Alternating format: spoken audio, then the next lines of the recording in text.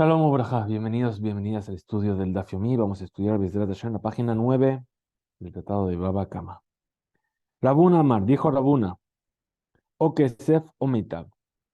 Y los versículos que estamos viendo acerca de cómo se debe pagar no se contradicen, pues de ellos se aprende, perdón, de ellos se aprende que el dañador puede pagar el daño o con dinero, lo cual se aprende del versículo Kesef Yashiv Li Balab, el dinero restituirá a su dueño. O con la mejor de las tierras, como dice el versículo, Metafsareu, Metafkarmo, y Tibe Rab Nachman le Rabuna. Le preguntó entonces Rab Nachman a Rabuna. Yashiv le Rabot Shabe Kesef, Afilu Subin.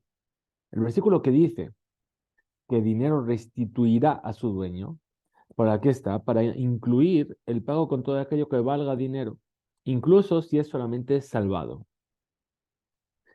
Entonces responde la Gemara y dice, Jama de Mayaskinan, ¿de qué estamos hablando aquí? ¿De qué caso se trata? En el caso en el que el dañador no tiene ni dinero ni campos para pagar. Y del etle, pshita. Entonces dice, si la veraita se trata de que el dañador no tiene dinero ni campos para pagar, es obvio que puede pagar con lo que tenga. ¿Acaso es necesario un versículo para ello? Maudetema, ¿qué es lo que yo podía haber dicho? Amrinanle ziltarach ziben veaitele kesef. Podríamos haber dicho que dice, no tengo cómo pagar, pues ¿qué le van a decir? Ve, esfuérzate, vende el salvado ese que tienes y llévate el dinero, y llévale el dinero, perdón, el perjudicado. Kamash Malan, por eso nos viene a enseñar la vereita, que no es necesario que haga así, le puede pagar con ese salvado. Amar Rabasi, que Safim, Arehen, que Carca. Así dijo Rabasi, el dinero es equivalente a las tierras. La Gemara analiza esto y dice, Emayel Geta, respecto a qué ley dijo Rabasi esta regla. Y lema leiñan metav, si fue en cuanto a la obligación de pagar con lo mejor de la tierra, Hainu de Rabuna. Esto es lo que acabamos de ver que dijo Rabuna, que puede pagar o con las tierras o con el dinero. El alishnahim shahalku, entonces se refiere a qué caso. A los dos hermanos que repartieron entre ellos una herencia. Venatale had karka had kesafim. Y uno de ellos tomó como herencia tierras y el otro tomó dinero. Ubaba al joven Benatal karka. Y luego vino un acreedor del padre y tomó las tierras del primer hermano para cobrarse. De Azil Hay Beshakel Palga Bexafim Behade. En cuyo caso Rabasi nos dice que va este, el hermano que recibió los terrenos, y toma la mitad del dinero junto con él.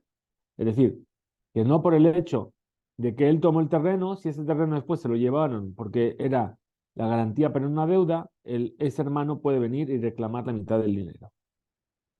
Chita, hay, verá, behai, la verá. ¿Cómo podría ser eso? Que Rabase nos viene a enseñar. Eso es obvio. ¿Acaso ese su hijo y este otro no es su hijo? Los dos son los hijos. Por lo tanto, tienen la misma obligación de responder por las deudas del padre. Psica de hambre, y quienes dicen, Adraba, leída guisa. Es decir, al revés, en sentido opuesto. Es decir, no podemos decir que Rabasi se refirió a que ambos hermanos son iguales, igualmente responsables. De amarle, porque en verdad aquel que tomó el dinero le podría decir al que tomó las tierras, le aje shakle que safim, esta fue mi intención cuando tomé mi parte de la herencia. Es decir, que para que no viniesen a quitármelo si había una deuda sobre ese terreno. De ahí, mi gavne, lo mishtalmena minaj. ¿Por qué? Y además, yo tomé dinero. Si a mí me llegasen a robar el dinero, yo no iría a reclamarte a ti que me des la mitad de las tierras. De ahí, ulajá, shakalt ara. Y es por eso que tú tomaste la tierra. De ahí, metarfa, lo mishtalma alaj, midi minai. Que si te las quitaban, yo no te pagaría nada de lo mío.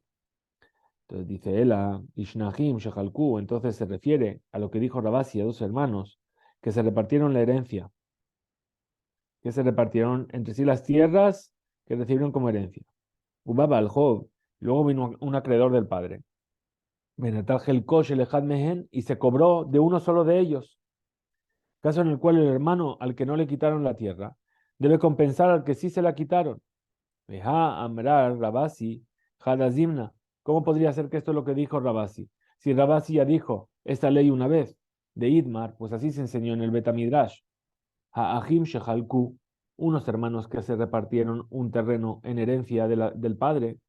Ubaba al joven Atal Helko Shelechad Mehen, y vino un acreedor y tomó una parte del pago de la deuda de la porción de uno de ellos, o tomó como el pago de la deuda. Rab Amar, Batla, Mahloke. Rab dijo que era anulada la repartición previa y deben volver a repartir. Ushmuel Amar, Viter, y Shmuel que dice, el hermano al que el acreedor le quitó la tierra perdió su parte y no tiene derecho a exigir ninguna compensación. Pero Rabasi Amar, y Rabasi dijo, Notel Rebia Bekarka, Urbia Bemaot, el hermano al cual le quitaron la tierra, toma un cuarto de la porción de tierra del otro hermano o bien un cuarto en dinero. La Gemara explica la razón de cada una de las posturas. Rab Amar Batlamachlo, que Rab dijo que se anula la repartición y que volver a repartir. Kasabar Ha'achim Shehalku que Yoshim Habo, porque él sostiene que los hermanos que se repartieron una herencia entre sí se consideran como herederos. Es decir, que la repartición de la herencia no se considera como una transacción entre hermanos, sino que es la forma en la que cada uno hereda la parte que le corresponde. Shmuel Amar Viter. Shmuel dice que al que le quitaron la tierra salió perdiendo, perdió su parte. Kasabar Ha'achim Shehalku le Kohot. Él sostiene que los hermanos que se repartieron una herencia se consideran como compradores. Y además como compradores que compran sin garantía. Pero Rabasi y Rabasi, Amar, que dijo, Notel Rabía Becarca o Rabía Bemaot, que dice que el que perdió el campo tiene que dar o recupera un cuarto del campo del otro o un cuarto del dinero. ¿En qué se basa? Dice, Mesaf Kale y que Yorshin Damu y que le cojo Damu. Rabasi está en duda si es como que son herederos o como que son compradores. Ilkaj, por lo tanto. Notel revía becarca o revía bemaut. Por eso toma un cuarto en tierras o un cuarto en dinero. ¿Por qué? Porque la mitad le corresponde, en principio.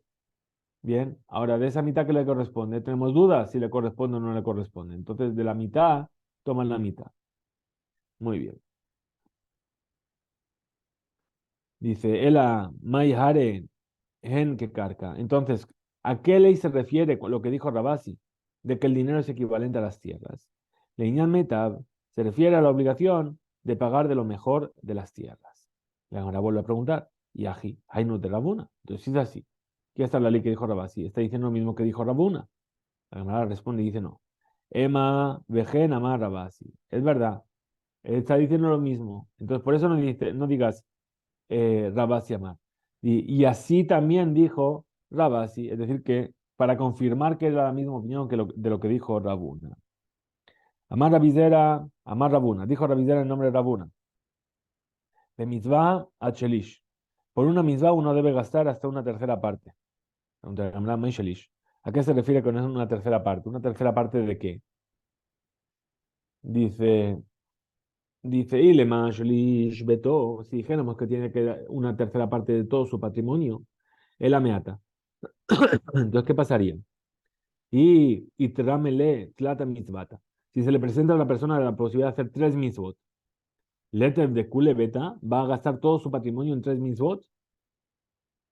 Él ama Rabizera, entonces más bien así dijo Rabizera, que Rabuna lo que enseñó que fue Behadur mitzvah, Achelit mitzvah. Es decir, por el embellecimiento de una mitzvah, se debe gastar hasta una tercera parte del valor de la mitzvah.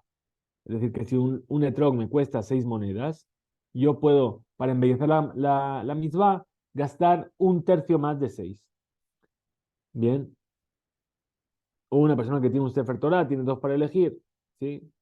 Si el más bonito cuesta menos de un tercio que el otro, pues tiene que comprar el más bonito. La segunda pregunta. ¿Va a Rabashi? Sí preguntó Rabashi. ¿Shalish milegav o Shalish milevar? Es decir, hay dos formas de calcular porciones de algo. Es decir, yo lo puedo calcular desde dentro o desde fuera. Es decir, incluyendo el valor mismo o sin tener en cuenta el valor mismo. Bien. A ver si lo explico aquí.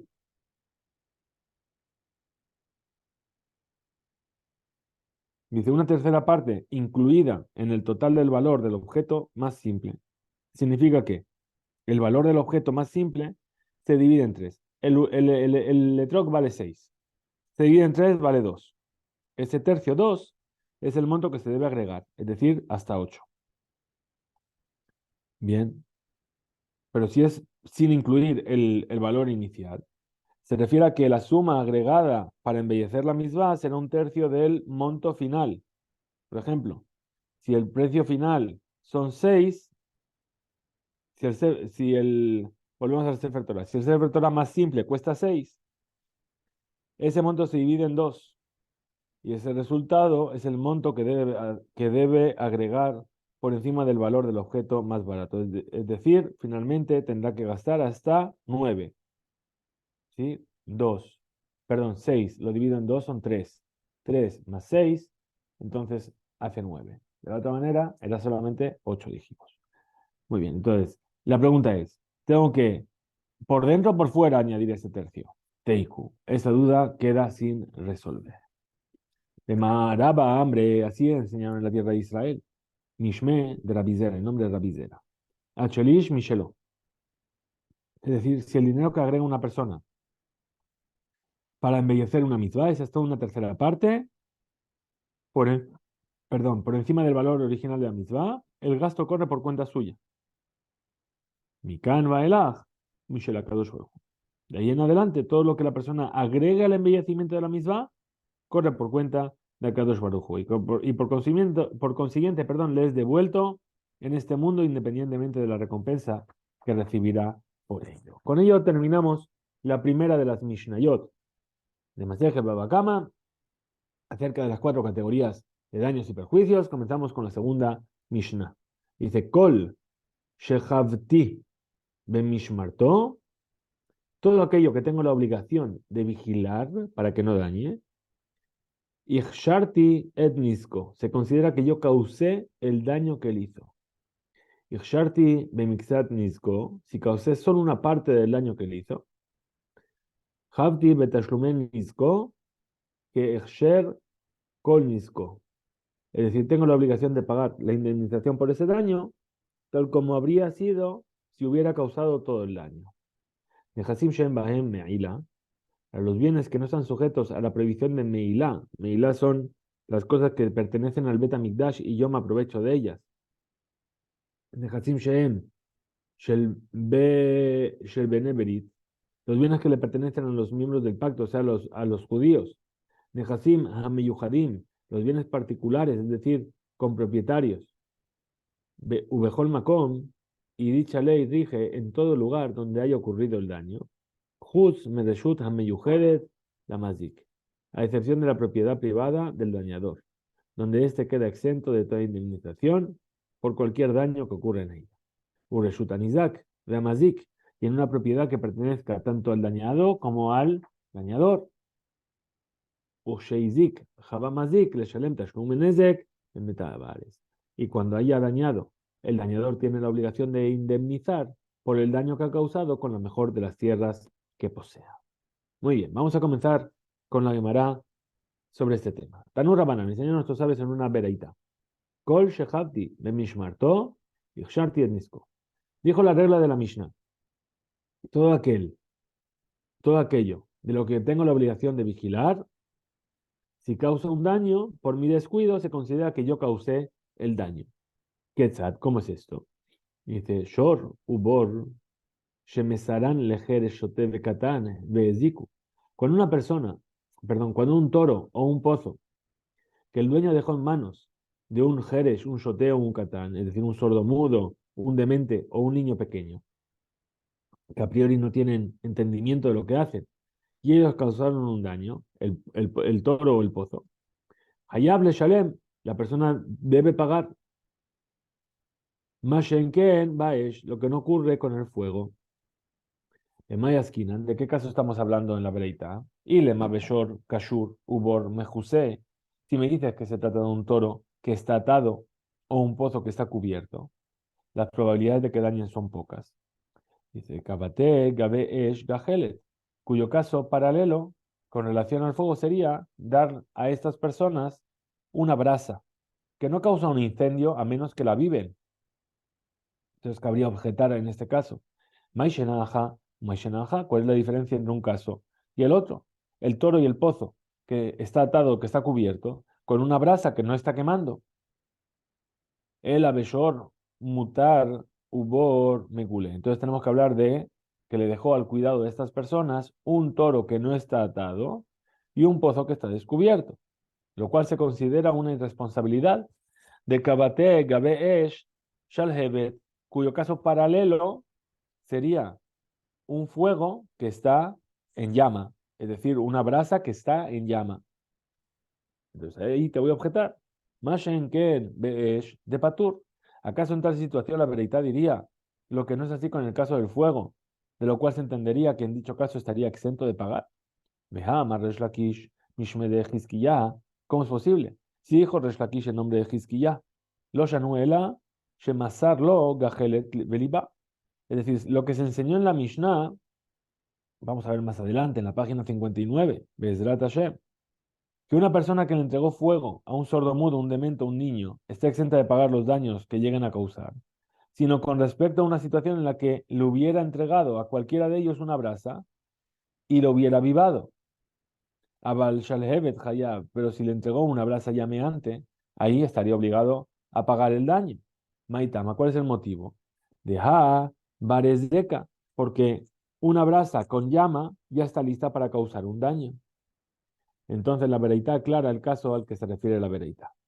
Leolam, en realidad, Beshor Kashur Ubor Mejusé, se refiere a un toro atado y a un pozo cubierto. Vedekabatega Beesh Gajelet, cuyo caso paralelo es el fuego que está solamente en brasa. Udeka Amart, Maishena Aja o Maishena Aja. Y con respecto a tu pregunta de cuál es la diferencia entre un caso y el otro. Shor, Darke Lenetuke, el toro está atado, pero se mueve, se mueve, se mueve y va a ir aflojando ahí donde está atado y al final se suelta. Bor, Darke Linture, el pozo suele desprenderse. Es decir, hay una tapa, la gente pasa por encima, pum, pum, pum, pum, pum, se va ablandando, ablandando hasta que al final se descubre. Ahora, Gajelet, Kama de Shabikle, me amya beazla. En cambio, la brasa, cuanto más se deja sin avivar, más disminuye su calor y más difícil es que vuelva a prender fuego. Ule Rabbi Yohanan de Amar, afilu masar lo shalhevet nami patur. Y según la opinión de Rabbi Yohanan, que dijo que aunque le haya entregado una brasa llameante, también está exento. ¿Por qué? De Kabatea Aja, Beshor Mutar, Ubor Megulé. Entonces, similarmente aquí, en los casos del toro o del pozo, se trata obligatoriamente de un toro desatado y de un pozo descubierto. Por lo que cabe preguntar, Maishenaja, ¿cuál es la diferencia aquí? Un Maishenaja. ¿Y cuál es la diferencia ahí? Entonces responde la cámara y dice, Hatam, Sivta de Jeresh Kagarim. Dice ahí, en el caso del fuego, el hecho de que el sordomudo sujete la brasa es lo que provoca el daño. Y por lo tanto, el daño se le atribuye al sordomudo mismo. Ajá, Lotzavta, de Jeresh Kagarim. En cambio, aquí en los otros casos, en el del toro y el pozo, no es la acción de sujetar del sordomudo lo que provoca el daño, pues el sordomudo no participa activamente en el hecho de que el toro cornee o pisotee o que alguien se caiga en el pozo.